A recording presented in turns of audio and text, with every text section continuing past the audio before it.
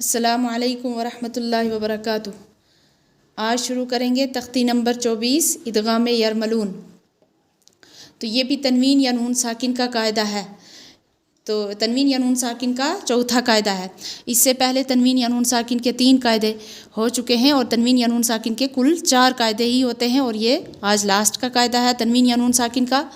تو سب سے پہلے یاد کرنے ہیں حروف ادغام 6 ہیں، یا، را، میم، لام، واو، نون۔ ادغام کے معنی ہے ایک کو دوسرے کے اندر ملا دینا۔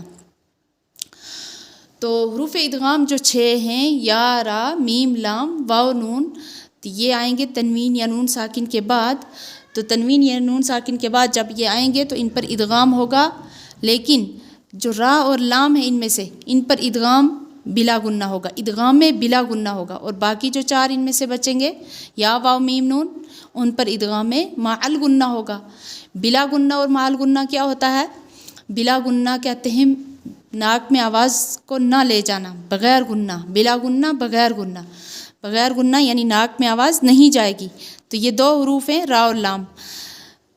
تو جب بھی یہ تنوین یا نون ساکن کے بعد آئیں گے ان میں ناک میں آواز نہیں جائے گی۔ تو باقی جو 4 ہیں، یا، واو، میم، نون، ان پر ادغام مع الگنہ ہوگا، مع الگنہ، گنہ کے ساتھ۔ مع الگنہ کا ترجمہ ہے گنہ کے ساتھ، یعنی ناک میں آواز لے جانی ہے جب یا، واو، میم، نون آئیں، کس کے بعد؟ تنوین یا نون ساکن کے بعد۔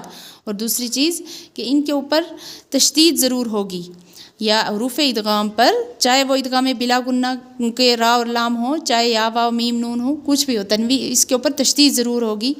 تو یہاں دیکھنا ہے کہ جو ادغام بلا گنہ کو پڑھیں گے، یعنی را اور لام پر ادغام بلا گنہ ہوتا ہے، وہاں پہ کس طریقے سے پڑھیں گے، اور جہاں ادغام مع الگنہ ہوگا وہ اگلے صفحے پر آئے گا، تو وہاں دیکھنا کہ کس طریقے سے وہاں آواز نکلے گی۔ تو بلا گنہ کا مطلب ہے کہ جب تنوین یا نون ساکن کو ہی اس کی آواز بالکل ختم ہو جائے گی، بالکل آواز نہیں جائے گی ناک کے اندر، تو اس طریقے سے پڑھیں گے، یعنی دال کو را کے ساتھ جب ملائیں گے تو آواز تنوین کی ناک کے اندر نہیں جائے گی۔ جس طریقے سے ایک پیش کو پڑھتے ہیں، دال، را، پیش، در، اسی طریقے سے یہاں بھی وہی آواز نکلے گی، یعنی ناک میں آواز نہیں لے جانا، اسی کو کہتے ہیں ادغام بلا گنہ۔ تو شروع کرتے ہیں، اعوذ باللہ من الشیطان الرجیم، بسم اللہ الرحمن الرحیم، محمدر، میم پیش مو، حا، میم زبر حم، میم زبر ما، دال، را، پیش در، محمدر، در قاعدہ یہاں پہ ہے آج کا، دال، را، پیش، در کہتے وقت بالکل ناک میں آواز نہیں جاتی، اسی کو کہتے ہیں ادغام بلا غنہ۔ را زبر را، محمدر، را، سین واو پیش سو، لام، لام پیش لل، رسول، لام کھڑا زبر لا، ہا زیر ہی، رسول اللہ۔ تو لفظ اللہ کا لام پور ہوگا، اور اس کا قاعدہ پیچھے بتا دیا ہے۔ مر ربی کا، میم را زیر مر، را زبر را، مر را، میم را زیر مر، را با زبر رب، مر رب، با زیر بی، مر ربی، کاف صبر کا، مر ربی کا۔ یہاں پہ قاعدہ نون پر ہو رہا ہے، اس پر، کیونکہ نون کے بعد، نون ساکن کے بعد را حروف ادغام کی ہے، تو اس لیے ادغام بلا گنہ ہوگا۔ رؤوف الرحیم، را زبر را، ہمزہ واو پیش او، رؤوف، فا را پیش فر، رؤوف، را زبر را، رؤوف الرا، حا یا زیر حی، میم دو پیش من، رؤوف الرحیم۔ اب فر یہاں پہ قاعدہ ہے، فا تنوین پر قاعدہ ہے، تنوین کے بعد را حروف ادغام کی ہے، اس کو پڑھیں گے فر، یعنی ناک میں آواز نہیں لے جائیں گے۔ عیشۃ راضیۃ، عین یا زیر عی، شین زبر شا، عیشہ، تا را زیر تر، عیشۃ، را الف زبر را، عیشۃ را، ضاد زیر ضی، عیشۃ راضی، یا زبر یا، عیشۃ راضیہ، تا دو زیر تن، عیشۃ راضیۃ۔ یہاں تنوین پہ قاعدہ، تنوین کے بعد جو را آ رہی ہے۔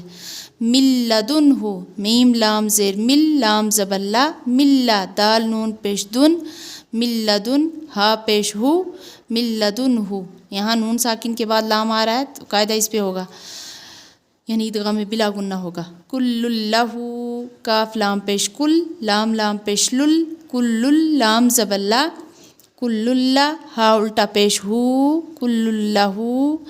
यहाँ कायदा होगा तनवीन पे, लाम हरूफ इदगाम का आ रहा है। यकुल्लहु, या ज़बर या, काफ लाम पेश कुल, यकुल्लाम ज़बर ला, यकुल्ला, हा उल्टा पेश हु, यकुल्लहु।